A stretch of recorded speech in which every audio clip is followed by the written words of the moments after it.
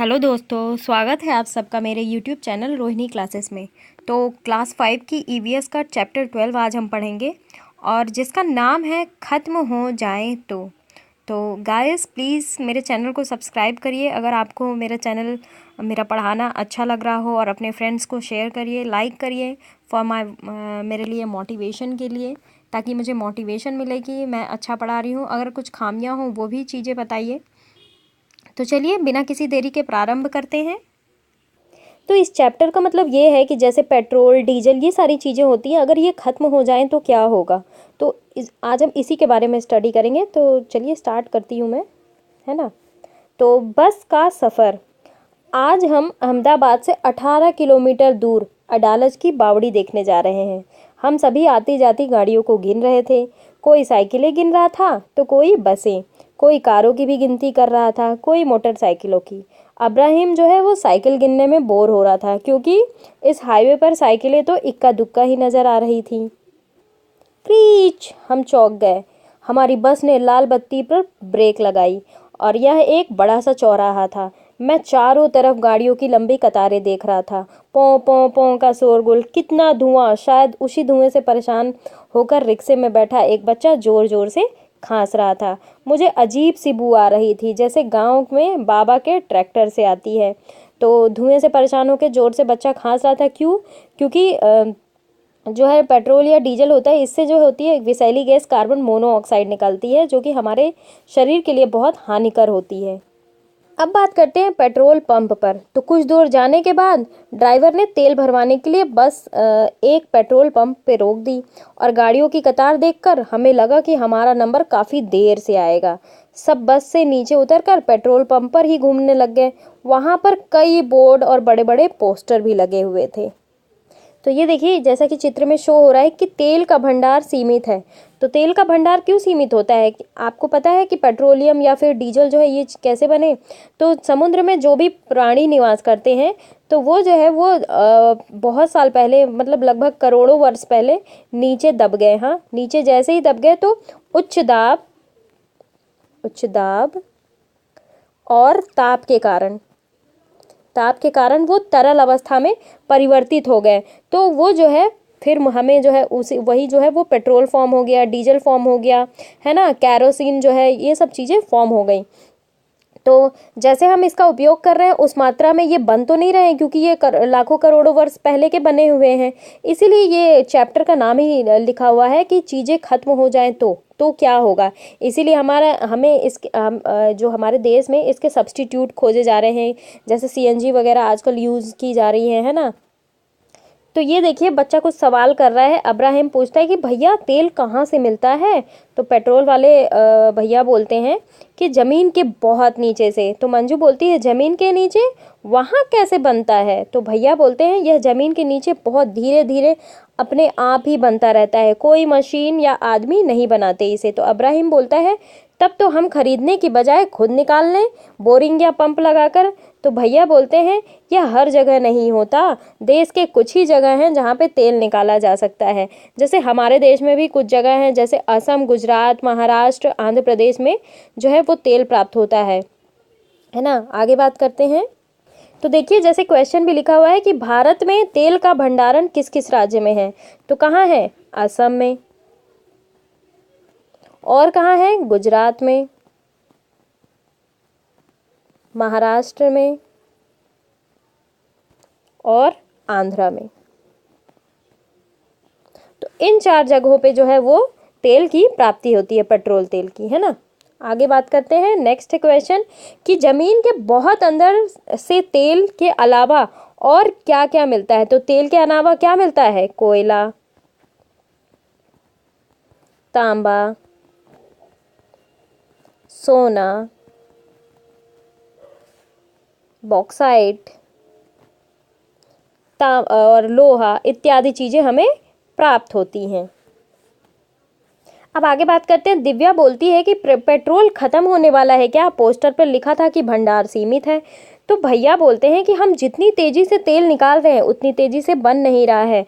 वैसे भी इनके बनने में लाखों लाख साल लग जाते हैं। जैसा कि मैंने बताया कि उच्च दाब और उच्च ताप के कारण जो जो समुद्र में पेड़ पौधे जो पाए जाते हैं, पेड़ पौधे तो नहीं, खैर पौधे जो है और जीव जंतु जो है वो नीचे दब गए, और दबने के बाद उच्च ताप और उच्च दाब के कारण जो है वो तरल अवस्था में परिवर्तित हो गए, वही तो पेट्रोल है। तो ये इतनी जल्दी थोड़ी ना फॉर्म होंगे, बहुत समय लगता है इसमें।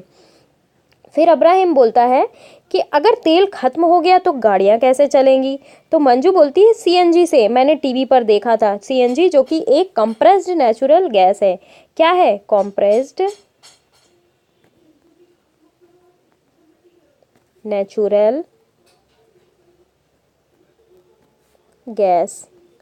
एग्जाम में इसका फुल फॉर्म भी पूछ लिया जाता है सीएनजी का, तो आप ध्यान रखेंगे कि सीएनजी का फुल फॉर्म होता है कंप्रेस्ड नेचुरल गैस, संपीड़ित प्राकृतिक गैस। तो इसे बहुत ज़्यादा ताप दाब में इस गैस को बनाया जाता है, इसीलिए इसे कंप्रेस्ड कहा जाता है।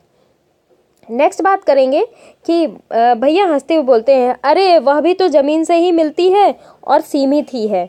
दिव्या बोली कि बिजली से भी तो गाड़ियां चलती हैं, मैंने बैटरी वाली साइकिल भी देखी है। तो अब्राहिम बोलता है कुछ ना कुछ तो करना ही होगा, वरना हमें बड़े होकर गाड़ियां कैसे चलाने को मिलेंगी। तो दिव्या बोली, अगर गाड़ियां कम चलेंगी तो मेरी दादी खुश हो जाएगी। वे कहती हैं कि तौबा, चींटिया की तरह आज गाड़ियां भी कतार ही कतार में हैं, आगे चलकर तुम्हारा क्या होगा? तो मंजू कहती है कि हाँ देखो ना, ज़्यादातर गाड़ियों में एक ही दो लोग बैठे हैं, सब बस से ही क्यों नहीं जाते हैं? तो अब्राहिम बोलता है हाँ पेट्रोल तो बचेगा, एक बस में तो कितने ही लोग आ जाते हैं। तो मंजू बोले, मैं बड़ी होकर कोशिश करूंगी कि हम सूरज की किरणों से गाड़ियाँ चला सकें। ये सोलर की बात कर रही है ना। फिर खत्म होने के चक्कर ही नहीं रहेगा, जितना मर्जी हो इस्तेमाल करिए। अब बात करेंगे जमीन से खजाना। तो यह पता लगाना आसान नहीं है कि जमीन के अंदर कितनी गहराई पे तेल मौजूद होगा। वैज्ञानिक जो है वो खास तरीकों और मशीनों से यह समझते हैं या फिर अंदाजा लगाते हैं कि गहराई पाइप मशीनें डालकर तेल ऊपर खींचा जा सकता है। निकाला गया तेल जो है उसका रंग गाढ़ा बदबूदार होता है। इसमें घुली मिली छुपी हुई होती हैं बहुत सारी चीज़ें, और अलग अलग इसे साफ करने के लिए तेल को रिफाइनरी भेजा जाता है। रिफाइनरी मतलब जहाँ तेल शुद्ध किया जाता है, और यही तेल जो है वो हमें मिलता है, जैसे kerosene, diesel, petrol, engine oil, हवाई जहाज के लिए ईंधन। जानते हो एलपीजी जो खाना पकाने का गैस होता है, वो भी तो इसी से प्राप्त होता है। मोम, कोल तार, गैस सब इसी से मिलते हैं। प्लास्टिक और पेंट बनाने के लिए भी इन्हीं तेलों का इस्तेमाल होता है। तो ये बहुत इंपॉर्टेंट पॉइंट है, इसे आप देख लीजिएगा एक बार और। तो अब देखिए कि ये पहला क्वेश्चन है कि गाड़ी चलाने के लिए किस किस चीज़ का इस्तेमाल हो सकता है। तो किस किस चीज़ का इस्तेमाल हो सकता है? पेट्रोल, डीजल, और किसका? सीएनजी और एलपीजी। और आपको भी कुछ पता होंगे तो मुझे बताइएगा। और आजकल बैटरी से भी चल रही है ना, तो बैटरी से भी चलेगी। नेक्स्ट क्वेश्चन है कि अगर इसी तरह सड़कों पर वाहनों की संख्या बढ़ती रही तो क्या क्या समस्याएं हो जाएंगी? तो क्या क्या समस्याएं होंगी अगर इनकी संख्या इसी प्रकार बढ़ती रहेगी? तो सबसे बड़ी चीज़ होगी वो पॉल्यूशन होगा। पॉल्यूशन होगा तो कार्बन मोनोऑक्साइड बढ़ेगा। कार्बन मोनोऑक्साइड बढ़ेगा तो क्या होगा? लोगों की जानें जाएंगी, ज़्यादातर दुर्घटनाएं बढ़ेंगी, है ना। आगे बात करें नेक्स्ट क्वेश्चन की कि ये जो मंजू है, ये इसने कहा कि सब लोग बस से क्यों नहीं जाते, लोग बस में सफ़र क्यों नहीं करते? तो इसलिए नहीं करते क्योंकि बस में काफ़ी भीड़ रहती है, और बसें से लोग जो है वो सुविधा अनुसार समय पे भी तो नहीं पहुंच पाते हैं, क्योंकि बस जो है वो सबके तो रुकने का वो करेगी, और लोग दर दर पे जो है वो रुकते हैं, तो जो बस है वो समय पे नहीं पहुँचा पाती, इसीलिए लोग अपने प्राइवेट साधन उपयोग करते हैं। नेक्स्ट चलेंगे कि बत्ती पर रुकी गाड़ी के इंजन बंद कर देने पर क्या क्या फ़ायदे हैं। इंजन बंद कर देंगे तो ये होगा कि उससे जो धुआं निकलता है या फिर जो विषैली गैसें निकलती हैं तो वो कुछ देर तक जो नहीं निकलेंगी, और कुछ कम मात्रा में प्रदूषण होगा। नेक्स्ट क्वेश्चन है कि सड़कों पर वाहनों की बढ़ती संख्या से आई परेशानियों को कम करने के कुछ तरीके बताइए। तो परेशानी जो है वो इस तरह कम की जा सकती है। देखिए, अधिक से अधिक जो है वो लोक वाहन, जो सार्वजनिक वाहन यूज़ किए जाते हैं उसे चलाएं, है ना। लोग अपने दोस्तों के साथ साझा कार जो है वो यूज़ कर सकते हैं। सड़कों की चौड़ाई बढ़ाई जानी चाहिए, और ट्रैफिक समझ बढ़ाने के लिए जागरूकता अभियान भी चलाना चाहिए। आगे चलते हैं।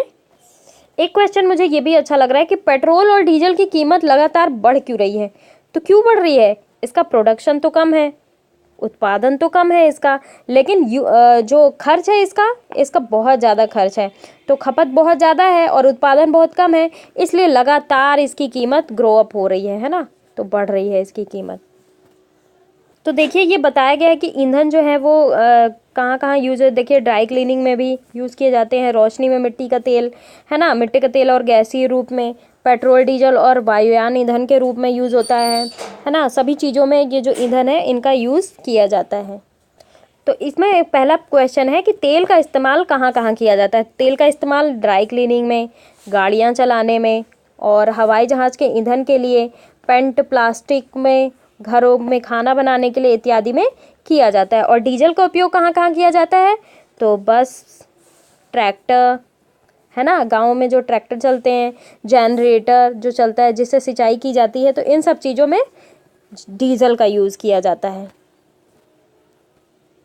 अब ये एक पहेली दी हुई है, आइए देखते हैं कि गाढ़ा काला काला गढ़ा तरल, जीवन जीना करे सरल, सोचो सोचो कौन हूँ मैं, जल्दी बोलो कौन हूँ मैं, धीरे धीरे मुझे खर्चों से मुझे बचाओ, सीमित है मेरा भंडार, लाखों साल में बन पाता हूँ नहीं अब मेरी भरमार, जब लोगों को नहीं मिलूँगा कैसे तब सब काम चलेंगे, मेरे लिए क्या युद्ध लड़ेंगे, फिर भी जाया मुझे करेंगे, सोचो सोचो कौन हूँ मैं, जल्दी बोलो कौन हूँ मैं।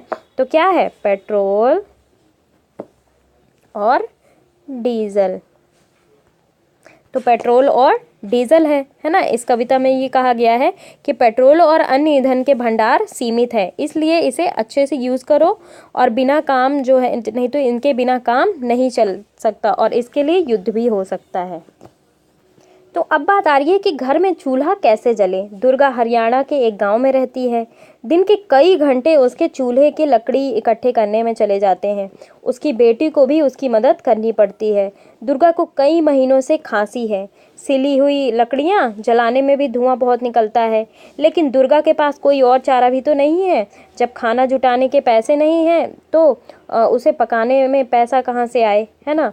तो हमारे देश में लगभग 2/3 लोग उपले, लकड़ी, सूखी टहनियों आदि से जो है वो भोजन बनाने में इस्तेमाल करते हैं। केवल खाना पकाने के लिए ही नहीं, आग सेकने, गर्म पानी और रोशनी के लिए भी करते हैं। घर के अलग अलग कामों के लिए कई चीज़ों में भी इस्तेमाल करते हैं, जैसे कैरोसिन, मिट्टी का तेल, एलपीजी खाना बनाने के लिए और कोयला, बिजली आदि। तो कांचा ने एक किताब में यह बार चार्ट देखा। इस बार चार्ट में दिखाया कि अगर 100 घरों को देखें तो उसमें कितने में किस ईंधन का इस्तेमाल होता है। तो चार्ट में यह भी दिखाया गया कि 20 सालों में किस चीज़ का इस्तेमाल बढ़ा और किस चीज़ का इस्तेमाल घटा। तो आइए देखें 20 साल में क्या बदलाव हुआ है। तो ये ग्राफ देखिए और इससे रिलेटेड कुछ क्वेश्चन दिए हुए हैं। तो कि जैसे देखिए जो देश में सन 1976 में 100 में से कितने घरों में उपले और लकड़ी का इस्तेमाल होता था। तो कितने घरों में होता था? 84 घरों में ये जो उपले और लकड़ी का इस्तेमाल होता था। नेक्स्ट है 1976 में सबसे कम किसका इस्तेमाल हो रहा है। तो सबसे कम किसका इस्तेमाल हो रहा है? बिजली का। देखिए नील, एकदम बिल्कुल नील के रूप में बिजली का इस्तेमाल हो रहा है। नेक्स्ट है कि 1976 में एलपीजी और कैरोसिन का इस्तेमाल जो है वो 10 घरों में, कितने घरों में? 10 घरों में था, जो 1996 में बढ़कर 18 हो गया। और फिर जो है 20 सालों में इसका इस्तेमाल जो है 80% बढ़ा। ठीक है, तो 80% बढ़ा। नेक्स्ट है 1996 में 100 में से कितने घरों में बिजली का इस्तेमाल हो रहा था। तो 1996 में 100 में से 5 घरों में बिजली का इस्तेमाल हो रहा था। नेक्स्ट है कि 1996 में इस्तेमाल सबसे कम था, है ना, और 1976 में यह प्रतिशत घरों में इस्तेमाल हो रहा था।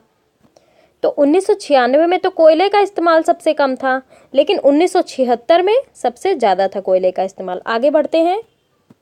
तो ये कुछ क्वेश्चन दिए हुए, इन्हें भी हम देख लेते हैं कि जब वे बच्चे थे तब उनके परिवार में खाना पकाने के लिए किन चीज़ों का इस्तेमाल किया जाता था। तो किसका किया जाता रहा होगा? कोयला, लकड़ी, केरोसिन। और पिछले 10 सालों में तुम्हारे इलाके में खाना पकाने के लिए किस चीज़ का इस्तेमाल बढ़ा है और किस चीज़ का घटा है? तो पिछले 10 सालों से हमारे इलाके में खाना पकाने के लिए एलपीजी का इस्तेमाल तो बहुत बढ़ा है, और कोयला, केरोसिन, इन सब चीज़ों का इस्तेमाल जो है वो घटा है। अब आप ये है कि अनुमान से बताइए कि अगले 10 साल में किस चीज़ का इस्तेमाल बढ़ेगा और किस चीज़ का इस्तेमाल घटेगा। तो अगले 10 साल में एलपीजी का जो है इस्तेमाल बढ़ेगा, है ना। और क्या होगा? बढ़ेगा, तथा केरोसिन और उपले हैं इनका इस्तेमाल जो है वो घटेगा। आजकल देखिए एक योजना है उज्ज्वल योजना के तहत जो है वो गैस सिलेंडर गांवों में बांटा जा रहा है। तो क्या होगा? एलपीजी का इस्तेमाल तो जाहिर सी बात है बढ़े। तो यही समाप्त होता है ये वीडियो। कैसा लगा मेरा ये वीडियो आप मुझे ज़रूर कमेंट बॉक्स में बताइएगा।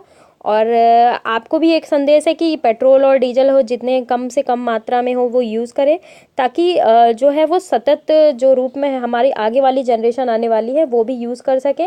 और ज़्यादा से ज़्यादा हो सके तो पैदल या फिर साइकिल के थ्रू चलिए। अगर आपको कोई इम्पोर्टेंट काम हो तो आप जो है अपने वाहन के द्वारा जाइए, अन्यथा जो है उसका यूज़ ना करें, ठीक है। और चलिए, अगर मेरा वीडियो अच्छा लगे आप तो प्लीज़ सब्सक्राइब करिए, लाइक करिए, शेयर करिए। Thank you very much.